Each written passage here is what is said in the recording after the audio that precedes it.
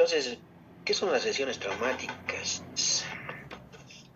Bueno, a saber, se tienen en este tipo de lesiones todas aquellas que han ocurrido en partes blandas, en partes óseas, en regiones articulares, así como sus clasificaciones, sus mecanismos de producción, sus elementos básicos de tratamiento. Entonces, engloba todo ese tipo de lesiones en diferentes partes del sistema musculoesquelético. La clasificación: contusiones, esguinces, luxaciones, fracturas, desgarro muscular, ruptura tendinosa, ruptura meniscal o del rodete, desame articular y hematoma, ¿no? Entonces, una variedad de lesiones traumáticas. Vamos por la primera. La contusión es una impactación directa, es un golpe o un trauma, ¿no? Es el calificativo de contuso, en otras palabras. Puede ocurrir cuando un objeto romo golpea alguna área de nuestro cuerpo o bien cuando nuestro cuerpo en su desplazamiento es proyectado contra algún objeto y se produce una contusión o, o una impactación, un choque directo. Entonces ahí puede dejarnos algunos signos. Signos son todo aquello que se ve, ¿no? Se ven algunos signos que los vamos a describir. Entonces las manifestaciones clínicas son el dolor, aumento de volumen local, tumefacción, quiere decir hinchazón, y la formación en mayor o menor cuantía de hematoma o de exudación linfática, además de impotencia funcional. Aquí podemos ver en las imágenes hay equimosis. ¿Qué es la equimosis? Es el morete, conocido como morete, ¿no? En el léxico no médico se conoce en esos términos. Aquí seguramente ha habido un infiltrado capilar, alguna lesión capilar mínima que ha producido este tipo de eritema y que finalmente queda persistente a manera de una pigmentación, ¿no es cierto? Entonces, a eso le conocemos como equimosis. Aumentos de temperatura local, decíamos, potencia funcional. Entonces son las características de una contusión dependiendo siempre de la severidad, de la energía con la que se haya hecho dicha contusión. Existen 4 tipos de contusiones. Hay las superficiales, las profundas, hay las sobre el hueso y sobre las articulaciones. Entonces, cuya gravedad lesional es en el mismo orden de leve a lesiones mayores con hematomas, a veces con fracturas o lesiones articulares o músculo-tendinosas. El tratamiento consiste en el reposo, aplicación de hielo local, administración de analgésicos antiinflamatorios, ¿no? Y si existiera contracturas, administrar relajantes musculares. Y en el caso de derrames o hematomas, puede ser necesario el drenaje, ¿no? Hay que drenar el hematoma o el derrame sinovial, articular. Entonces habrá que hacer una vía de salida para que pueda disminuir la tensión de ese contenido que está limitando más todavía la actividad o causando un dolor intenso.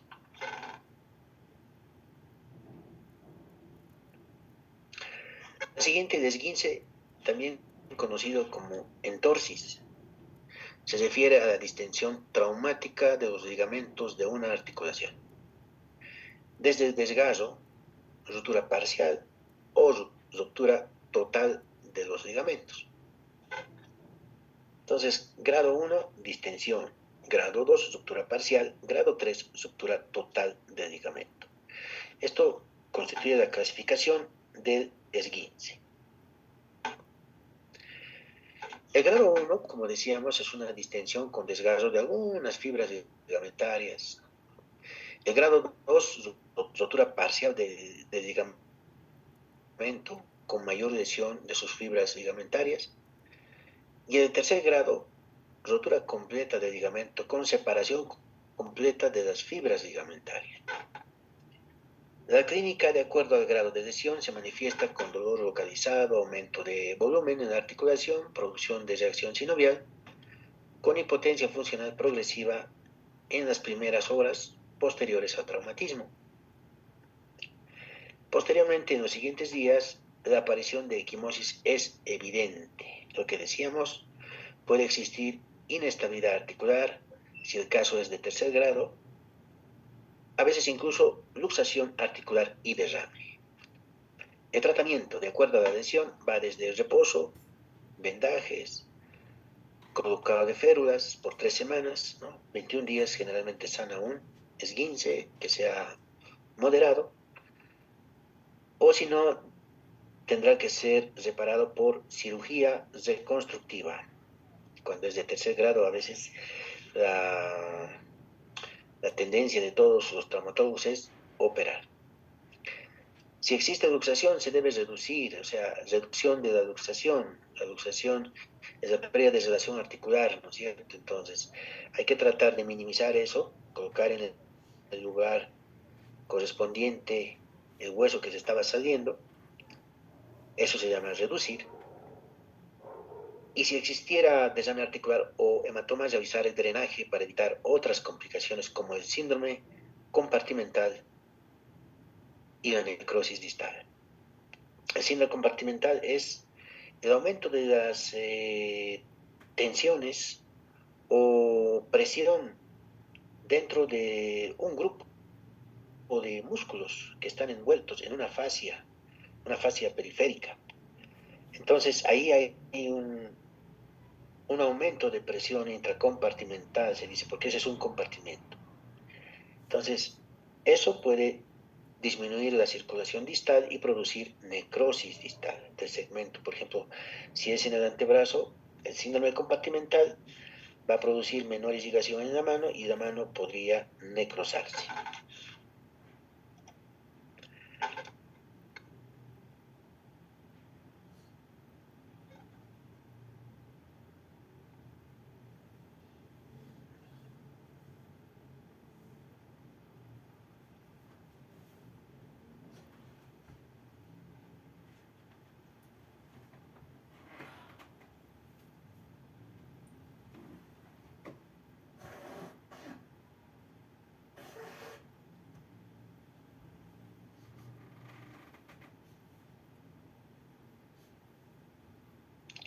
La luxación articular es la pérdida de relación de dos o más superficies, decíamos, entre sí, con lesión de sus partes blandas. Para que ocurra una luxación tiene que producirse el daño de los ligamentos, no se sale así nomás un hueso de su lugar. Cuando se luxa, algo más se ha roto, sabemos que son ligamentos en primera instancia. O de la cápsula, ¿no? La cápsula, si la cápsula todavía estaba aguantando, o se ha rasgado, o finalmente se ha roto. El mecanismo es producido por fuerzas torsionales o de hiperflexión.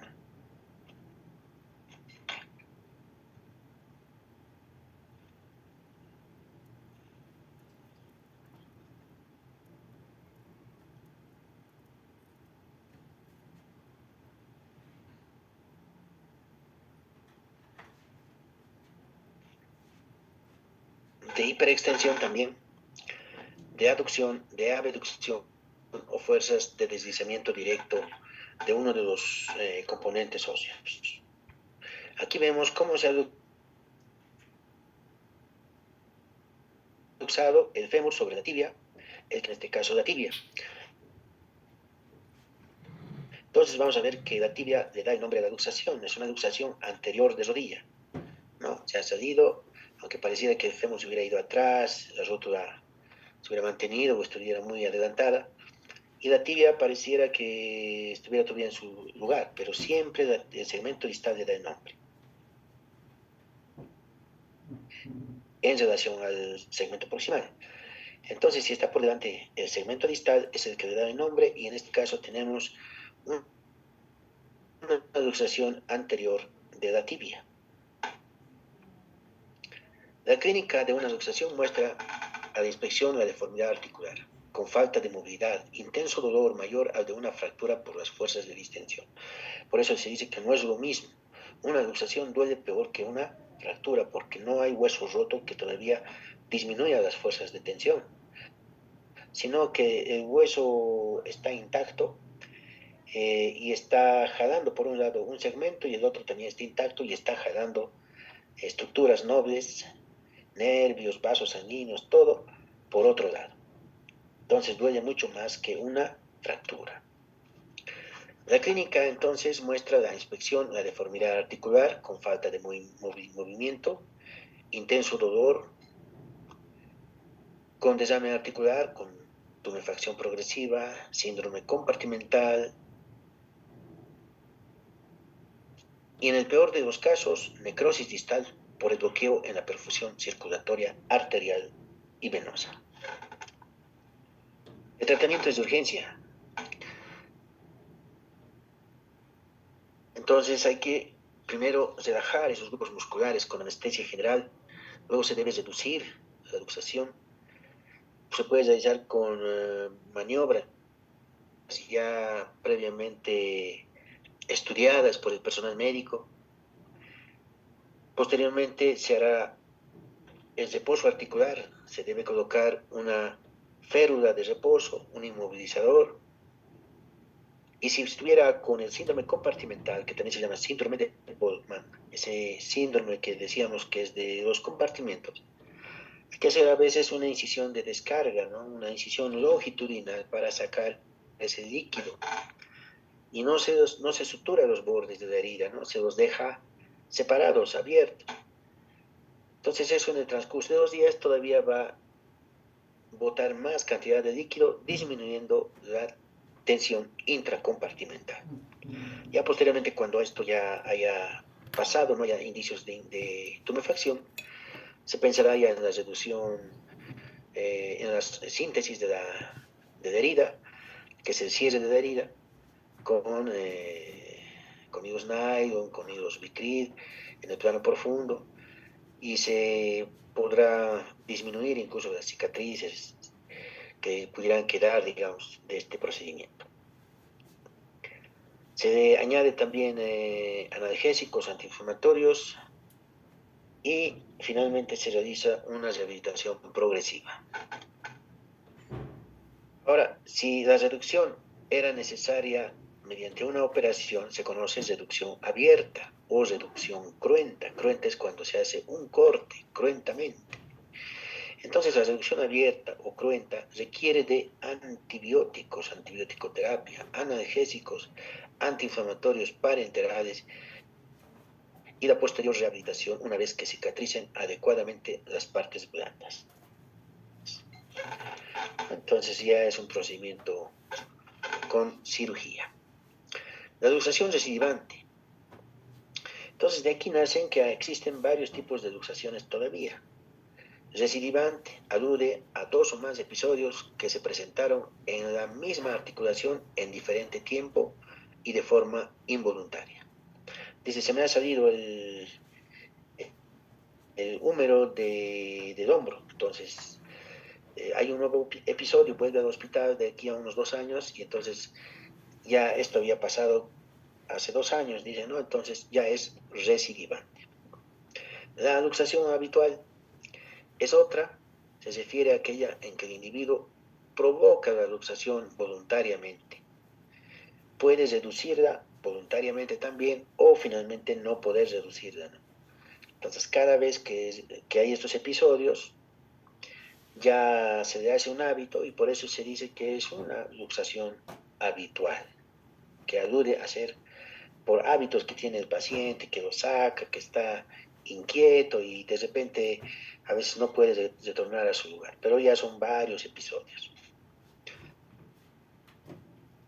La luxación congénita es otro tipo de luxación que se produce antes del nacimiento, ¿no? En útero, donde hay malformación, hay displasias, y entonces puede que exista una luxación.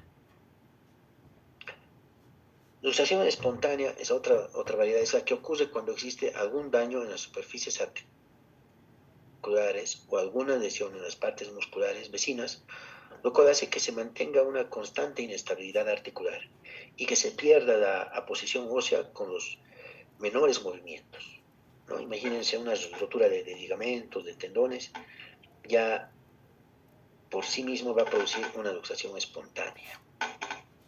Fracturas se definen como la solución de continuidad del tejido óseo, ¿no? Que no hay continuidad, algo se ha cortado, o la pérdida de continuidad del tejido óseo. Las causas pueden ser traumáticas, ¿no? Eso es lo primero que se debería pensar. Entonces, fracturas en su mayoría son traumáticas. También hay otro origen por estrés. Esto alude a ser por sobreuso o por microfracturas. Ejemplo, los que utilizan mucho una articulación puede ser, digamos, el hombro, la muñeca, ¿no? Esos perforistas de mina con máquinas eléctricas, entonces pueden hacer un sobreuso de una articulación y producir microfracturas. A eso le decimos fracturas por estrés. Otra, de origen patológico, ¿no? Cuando hay una enfermedad de base, puede ser un tumor, un cáncer, una enfermedad metabólica, una alteración genética, por ejemplo, del colágeno tipo 1, etcétera. Entonces hay una patología de base, por eso se dice que es de origen patológico o fractura patológica. Mismo la estructura del hueso, epífisis, médula ósea roja, dice, ¿no? Hay en la epífisis y en la metáfisis, ya la médula ósea amarilla en la diáfisis, y bueno, es un esquema de un hueso largo. Las clasificaciones son variadas. Entre las principales de las fracturas tenemos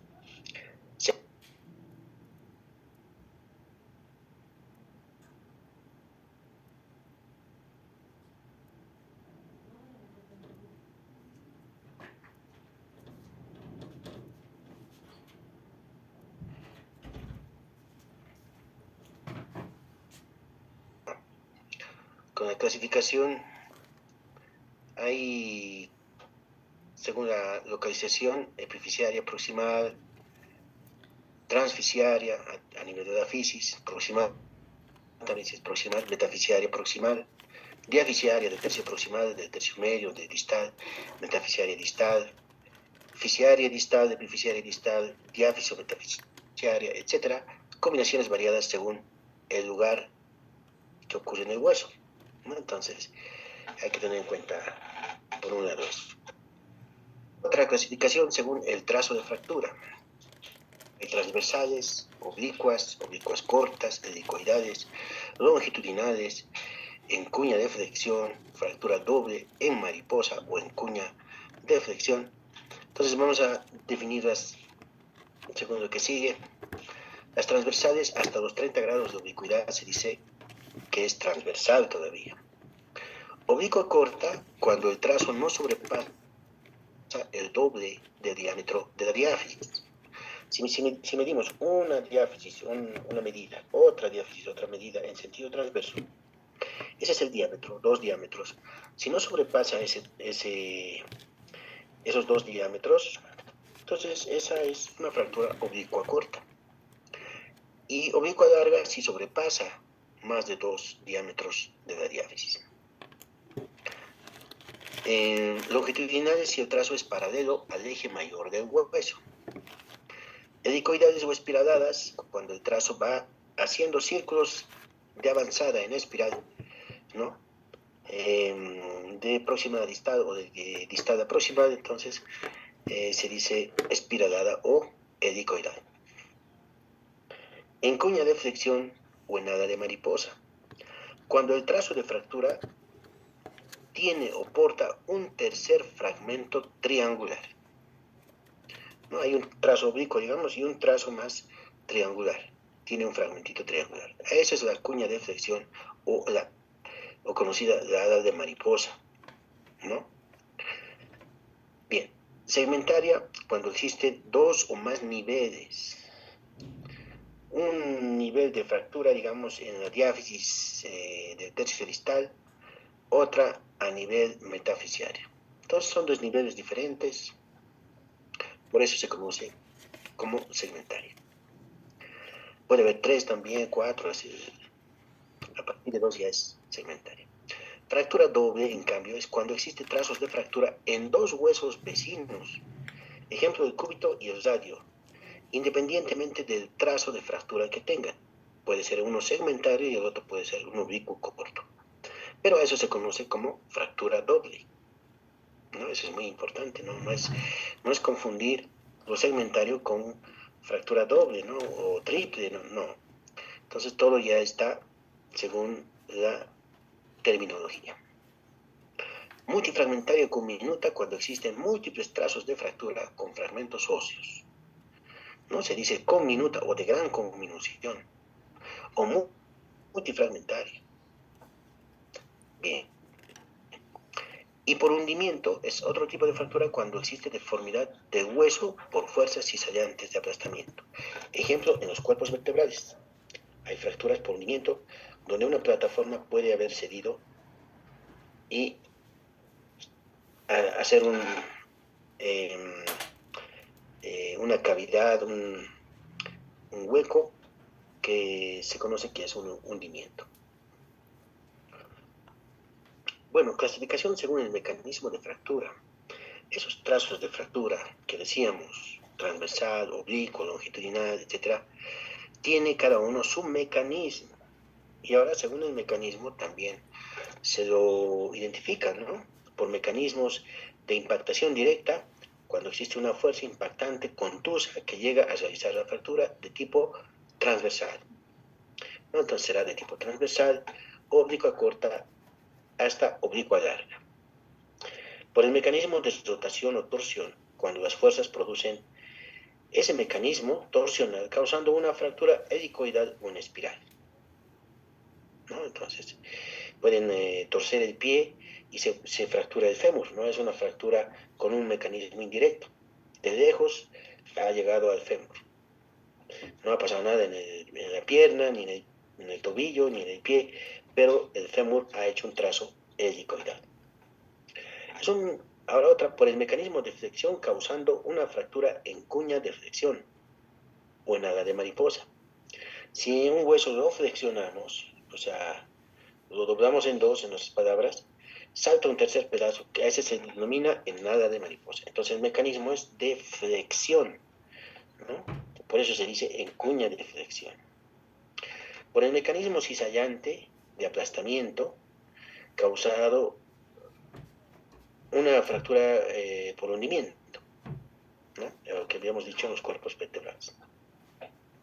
Por el mecanismo de aplastamiento o de atracción causando una fractura multifragmentaria. Ejemplo, pasa una rueda en un fémur, hay una atracción, hay un aplastamiento. ¿Cuál será el trazo?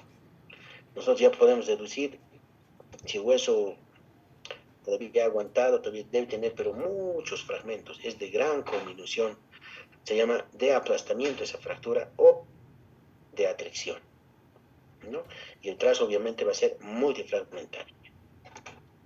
También puede haber mecanismos combinados o dar trazos múltiples o en varios niveles.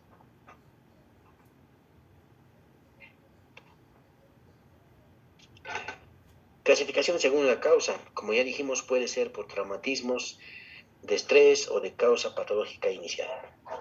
Clasificación según el tiempo, si el cuadro evolutivo desde el comienzo de la fractura no supera los 3-4 semanas, es reciente. Caso contrario, si supera ese tiempo, se llamará fractura inveterada, de mucho tiempo.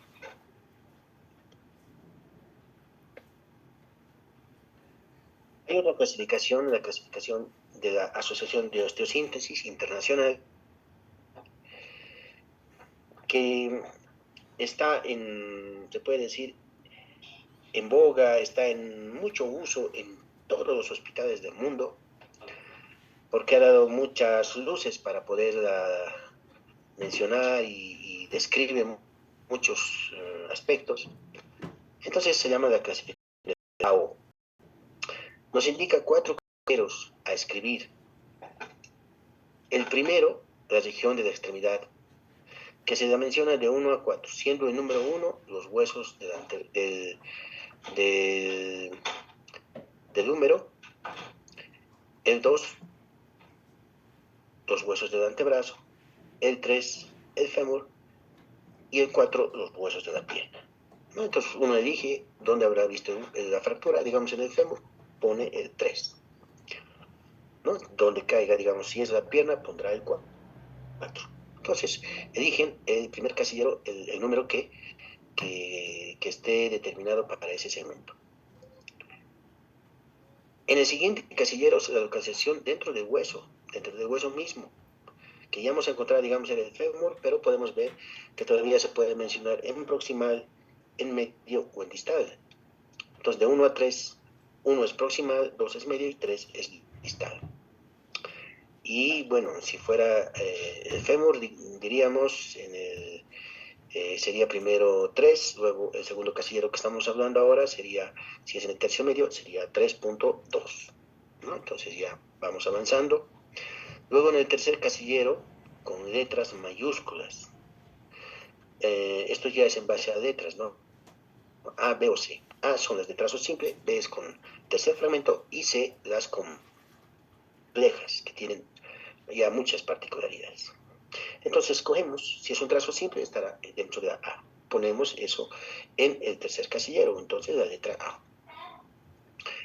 Entonces, y vamos al cuarto casillero, y es la subclasificación, donde cada uno, A, B o C, tiene pues sus características, ¿no? En el caso A, por ejemplo, A1 va a ser helicoidal, A2 es oblicua y A3 es transversa. Entonces, si vemos que está dentro de la, bueno, estaba bien colocada la, pero tiene una particularidad que es de trazo transverso, entonces por lo tanto será 3, ¿no? Entonces A3. Listo, ya hemos puesto los 4 casilleros y en el caso de este fémur podríamos poner 3.2.A3. Nos da un trazo transverso del tercio medio del fémur, de trazo simple. ¿No? Entonces así. Entonces vale decir si es simple, con tercer fragmento o complejo, dependiendo en ese orden respectivamente. Finalmente, el cuarto casillero, aquí estamos hablando que es la subclasificación que nos decía qué tipo de fractura era, ¿no? Entonces, aquí se escribe otro ejemplo, vemos 1, 2 a 1, 1 es el húmero, 2 es el tercio medio del húmero, 3 es un trazo simple y 1 es de tipo helicoidal, ¿no? Entonces 1, 2 a 1 sería fractura del húmero tercio medio, trazo simple helicoidal. Listo, entonces así nos va indicando la clasificación AO esta terminología. Y aún se ha excedido, ya hay segmentos que van avanzando, ya se pasa del 4, ¿no? De que decíamos el 4 era la pierna, y ya avanza más todavía, 5 otros segmentos, 6, 7, 8, 9.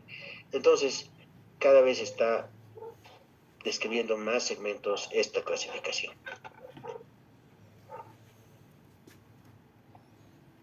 Ahí está un ejemplo, trazo oblicuo, trazo con tercer fragmento, trazo multifragmentario.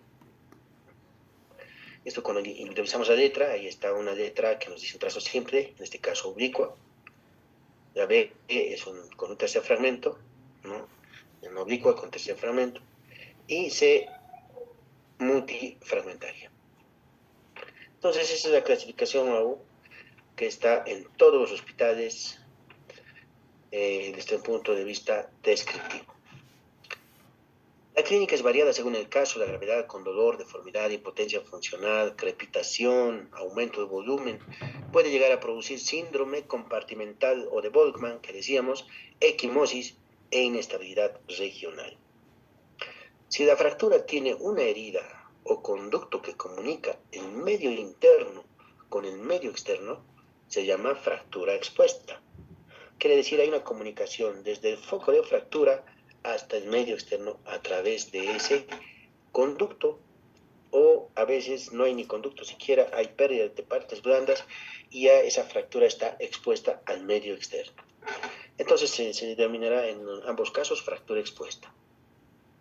El tratamiento es variado si el trazo de fractura no es desplazado, se trata en forma conservadora con yeso, pero si es inestable, desplazada, multifragmentada o expuesta, el tratamiento será quirúrgico, con materiales de estabilización, ¿no? Ahí están las placas, los clavos, los tornillos, ¿no? Se añadirán analgésicos además, antiinflamatorios, antibióticos según necesidad. Los principios antiguos de tratamiento de las fracturas siempre serán, ahí está lo que siempre hemos pedido, ¿no? Que lo memoricen, reducción anatómica, es un principio ineludible, es un pilar, como dicen, ¿no? La reducción anatómica. Todos queremos que ese hueso se reduzca, que vuelva a su anatomía como era antes. Médicos, pacientes, todos queremos lo mismo. Reducción anatómica. Segundo, la estabilización. No es la inmovilización. Podemos inmovilizar, pero sigue inestable. No, hay que estabilizar, o sea, con placas, con tornillos, con yesos, pero que no se mueva. Tiene esto una finalidad de que haga un callo óseo de la mejor manera posible. Si hay un movimiento, ya el callo sufre, ya no es lo adecuado y entonces no cumple el principio. Entonces, la estabilización es un principio, es otro pilar, ¿no? Entonces, ya estamos con dos. Y el tercero, la rehabilitación precoz.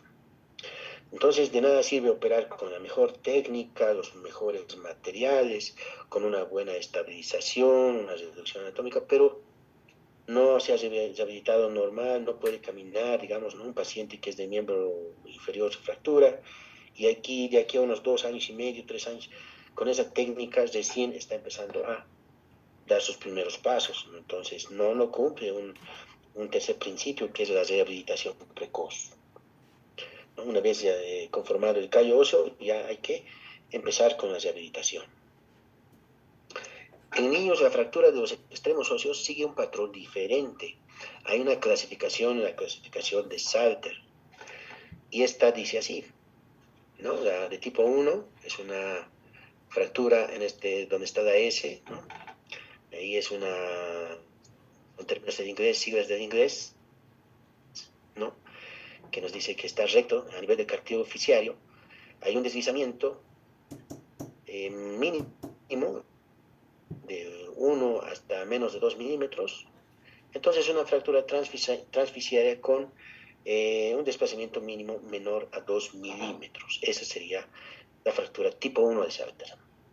Tipo 2 es una fractura metafisiaria y transficiaria, ¿no? Ahí se ve este segmento que queda de la metáfisis con manera de diente, como triángulo, se conoce como el signo de Thurston-Holland, ¿no? TH, Thurston, Holland, como de Holanda, ¿no? Holland, H-O, Holland, doble L, ¿no? Entonces es el signo característico de la fractura más frecuente en los niños, pregunta de examen, con el signo de Thurston-Holland, tipo 2, de Salter. Bueno, luego tenemos la fractura inferior, ¿no? Del inglés lower, que, que va el trazo por debajo del cartílago de crecimiento, o sea, quiere decir en el epífisis, ¿no? O sea, es transficiaria y epifisiaria. Es la segunda en frecuencia, por si acaso. La tipo 3, perdón, la tipo 4 ya es una combinación de la tipo 2 y la tipo 3. Por lo tanto, será metafisiaria, transficiaria y epifisiaria, ¿no? Entonces, esta ya es la que se encuentra en tercer lugar de las frecuentes. Y hay una fractura por aplastamiento con cicatrización parcial, con deformidad regional, es la de tipo 5 a nivel del cartílago de crecimiento. se dan cuenta por la deformidad, ¿no? Dice, de mucho tiempo, dicen, ¿por qué hay un arresto oficiario, una cicatrización parcial de un segmento del cartílago de crecimiento? Hay también la tipo 6 que es sola y exclusivamente de la epífisis, de todo el contorno de la epífisis, hay múltiples o un solo trazo de fractura en toda esa circunferencia sin afectar a cartílago de crecimiento. Esa es la de tipo 6. Es cualquier trazo a nivel epifisiario. Y la de tipo 7 es la última que ha aparecido, es un arrancamiento de la epífisis, una espinita a nivel de la epífisis, por eso se llama abusiva o de arrancamiento. ¿No? Puede ser un lugar, digamos, de inserción de un tendón y que se ha llevado un pedacito de hueso. Entonces esa viene a ser la tipo 7 de Salter y Harris. En las diáfisis de los niños son las fracturas, o sea, lo que estudiar era del cartílago hasta, ¿no? Pero más hacia la diáfisis ya tenemos metáfisis y diáfisis, ahí ya tenemos las de tallo verde que comprometen una de las verticales con su levantamiento. El levantamiento se llama torus elevatorus, es unicortical, esta complicada y la otra no tiene deformidad, ¿no? Más bien, en cambio, las de rodete es que en toda la circunferencia existe la deformidad. Por eso en la radiografía se ve una cortical y otra cortical de eso se llama en rodete, ¿no? Es como un rodete, como una deformidad de la circunferencia. Son las fracturas básicas de, de las o de las ¿no? También las desplazadas, ya están las de oblicuas, longitudinales, con fragmentos multifractadas, etc. Entonces, esto se produce obviamente en los niños. Salter y Harris se debe clasificar en niños con cartílagos de crecimiento, en tallo verde y en rodete.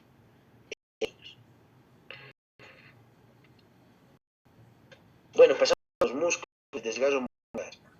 Las fuerzas de distensión contrapuestas sobre el eje longitudinal de acción de un músculo da un mecanismo constante. Pueden causar rotura parcial de fibras musculares, denominada desgarro, o si la tensión es mayor, se produce la rotura completa de músculos, sección completa de fibras musculares o sección muscular. Sección. Clínica es el intenso, contractura muscular, impotencia funcional, calambres, partes corrientes a las regiones musculares. Ejemplo, un bíceps que se ha hace una bola, uno de los cabos de una unidad ahí, ¿no? De parte. No siente sensibilidad, no siente, estábamos de para más bien otras sensibilidades de fibras comitantes. El tratamiento es el reposo, si el desgarro muscular, y si es la ruptura completa, se deberá realizar la miorrafia a través de un procedimiento quirúrgico. Hay que operar. Y con la administración de medicación parenteral de rigor y fisioterapia, rehabilitación, ¿no? Van a finalizar el tratamiento. La ruptura tendinosa por un esfuerzo, estrés o por un tratamiento. Puede ser parcial o total, lo mismo, también se llama sección tendinosa cuando eso es total. La clínica es de acuerdo a la gravedad, presenta dolor, impotencia funcional, actitudes antálgicas de la región comprometida y puede presentar herida con exposición o ausencia de los cabos de rotura tendinosa. Que el tendón es elástico, que uno o ambos cabos del tendón se hayan retraído por esa herida. Los cabos de la ruptura del tendón están separados y uno está a distancia, ¿no? Puede estar a 15 o 20 centímetros más arriba, porque la tensión ha hecho que el corte se lo lleve a ese cabo muscular, ¿no? Entonces, como decir, se ha flechado hacia un cabo y está ido en otro lado, difícil de traer para la cirugía, para la miorrafia, tomografía, está complicado, entonces hay que hacer incisiones más amplias para poder localizar. El tratamiento es siempre quirúrgico, tenorrafia, decir, con inmovilización, rehabilitación gradual y con la medicación analgésica antiinflamatoria y antibiótica según la lesión. La rotura meniscal bien se denomina, o rotura de otro cartílago como es el rodete, pueden ocurrir por mecanismos traumáticos de contusión directa, indirecta, en el último caso con el miembro en extensión. En hiperextensión, ¿no? Todavía dicen, ¿no? La rodilla en hiperextensión puede romper el menisco, o también por rotación forzada o compresión. Los tipos de roturas son transversales, oblicuos, para ambos, para meniscos y rodete. También se dice de base, quiere decir como si fuera, es como son en luna, entonces en la misma de la semiduna se ha dividido en dos. Sería como asa de balde, como en el mango del balde, en pico del balde es otra, que un segmento nomás se ha separado una patita del menisco y ya constituye un pequeño pico del oro para el menisco lesionado. Inserciones de uno de esos extremos, ¿no? Un cuerno anterior, cuerno posterior que se hayan desinsertado. Puede haber desgarros también, ¿no? Aquí vemos, por ejemplo, este es el menisco normal. Aquí está una lesión longitudinal marginal, ¿no? Un mango de balde, dice, ahí está hacia la parte interna, ¿no? Como decíamos, un colgajo. Aquí un pequeño segmento ya está libre por un lado y unido por otro. Transverso, totalmente dando en dirección perpendicular al menisco. Y aquí tenemos un cuerno roto, ¿no? Se está desinsertando de extremidad. Entonces puede ser una desinserción. Entonces hay ese tipo, este colgado, por ejemplo, que decíamos, puede ser considerado como pico del oro. Entonces ya es el dolor, desame articular, ya necrosis, sangre en articulación, quiere decir impotencia funcional, bloqueo articular, o sea, en algún momento estaba subiendo las gradas y se quedó ahí doblado y no puede extender. Hay un dolor intenso si quiere hacer. Entonces se bloquea la articulación, ¿no? Para los movimientos de flexión. Con aumento de volumen, también tiene lesiones asociadas de ligamento con inestabilidad. En ella, por ejemplo, hay ligamentos importantes, los cruzados, ahí está el ligamento cruzado anterior y el cruzado posterior. Puede haber rotura de los ligamentos. El tratamiento casi siempre es quirúrgico. Desame articular sinovial es la colección abundante, mayor o anormal de líquido sinovial intraarticular y de bolsas sinoviales adyacentes a esa articulación. Entonces, no es solamente una bolsa articular, sino son varias las que hacen esa inflamación, esa tumefacción. Está como un tambor, dice, ¿no? La causa es sistemática generalmente, pero también se debe diferenciar de otras etiologías, por ejemplo, de tipo reumatológico o tumoral. Tumoral, por ejemplo, un sinovioma, un sinovio sarcoma, pueden ocasionar estos derrames. Pues sabemos que las sinoviales, las membranas sinoviales producen líquido sinovial y se absorben líquido sinovial. Entonces ahí se altera cuando existe un tumor, una patología de base. También puede ser por estrés, ¿no? Mucho traumatismo con el tiempo, un desgaste, una artrosis, puede causar derrame sinovial. Tratamiento síntesis por punción, quiere decir punción, jeringa, la punción y disolver, estamos drenando con el émbolo las cantidades de líquidos que van a salir, entonces identificar la cantidad, ¿no? Para hacer un reporte, para ver más o menos qué se estimaría que pudiera haber pasado en esa articulación. Se debe continuar con analgésicos, antiinflamatorios, antibióticos y reposo. El hematoma es un capítulo grande de hematoma, ¿no? Pero lo podemos resumir en lo siguiente. Es Es un contenido, una colección de sangre extravascular coagulada, muchas veces en el sitio de la... Es como es una sangre coagulada que está debajo de la piel, ¿no? En una articulación, en la pierna, en el tejido por encima del hueso, etcétera, en una fractura también alrededor,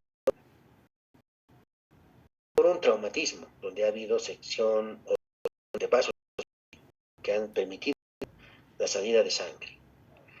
La colección inodenta puede progresar a mayor tamaño hemorragia regional, ¿no? Y se debe sangre coagulada en grandes cantidades. Ese es el hematoma. La evolución, eso es lo más importante, sigue 3 caminos básicos a saber. Puede reabsorberse, puede desaparecer, no pasa nada sin ningún tratamiento, ¿no? Puede calcificarse, se vuelve duro como piedra, se calcifica eso, ya está complicado. O puede infectarse.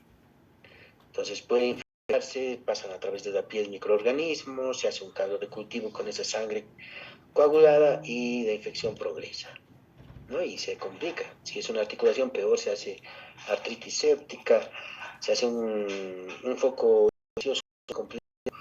difícil de tratar. Secuelas, ¿no? Bien, el tratamiento es a través de una incisión en el centro de emergencias o en quirófano, puede complicarse con un síndrome compartimental también, ¿no? De acuerdo a la magnitud del hematoma. Requiere de anticoagulantes, analgésicos antiinflamatorios, antibióticos y reposo absoluto regional. Bien, vamos a la formación del callo óseo en fracturas. El callo óseo tiene las siguientes fases. Cuando está reparándose el hueso, entonces se presenta un callo. Ese callo se llama el callo que está, el hueso nuevo, la osteogénesis, que va a producir un puente en esos cabos de fractura para que desaparezca la solución de continuidad del hueso, ¿no? Entonces pero tiene sus fases. Entonces la formación del callo óseo, existen fases para este tejido endurecido en particular, fases de reparación conocidas como las fases de formación del callo óseo, son conocidas como fases de Young desde 1780, posteriormente modificadas por Gross y Dumont en 1985. Lo más clásico es clasificar en 4 tópicos, diversos estudios ponen enfoques diferentes, ¿no? Entonces lo más es aceptado es lo siguiente. Pero vamos al dibujito, aquí está en la primera fase, formación del hematoma, después de un traumatismo, ¿no? Viene el hematoma, la inflamación, los factores de inflamación que van a actuar desde las quininas, ¿no? La bradiquinina, el primero de todos, luego las otras, finalmente la interleucina 1, la 4, la 6, después el factor de necrosis tumoral, todos segregados por los macrófagos y por quimiotaxis más leucinas, más citoquinas, y esto va a empezar en inflamación, ¿no? Juntamente la inestabilidad, el dolor, todo eso entonces es lo característico en esta primera fase.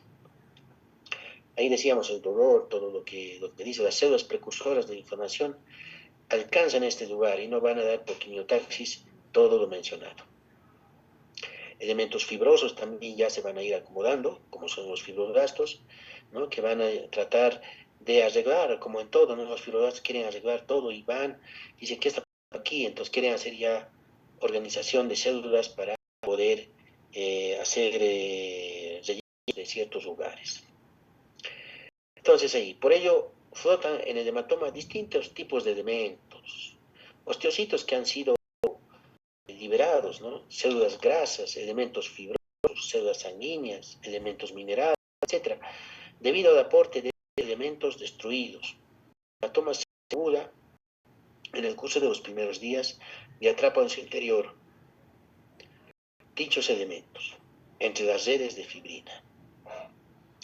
En esta fase es muy notoria la enorme exudación, la vasodilatación, el aflujo de gran cantidad de macrófagos.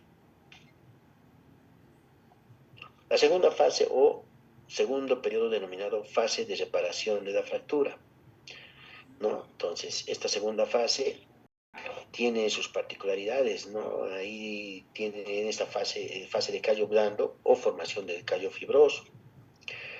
Idéntica a la de cualquier tejido lesionado, se produce la organización del hematoma. Se va a organizar el hematoma, los sinusoides, los nuevos vasos van a empezar a proliferar del mismo hematoma, con un eje de fibrina, ¿no? Entonces va a tratar de sellar, coagular la fibrina activada después del fibrinógeno, pasa a ser fibrina y estos tratan de hacer, evitar la hemorragia, ¿no? Existe formación de un pH originalmente ácido que después irá alcalino, y esa transformación produce la quimiotaxis que decíamos, favorece la quimiotaxis y electronegatividad que va disminuyendo con el transcurso de los días. Esta fase a su vez se divide en dos, ¿no? Entonces vamos a ver el dibujito.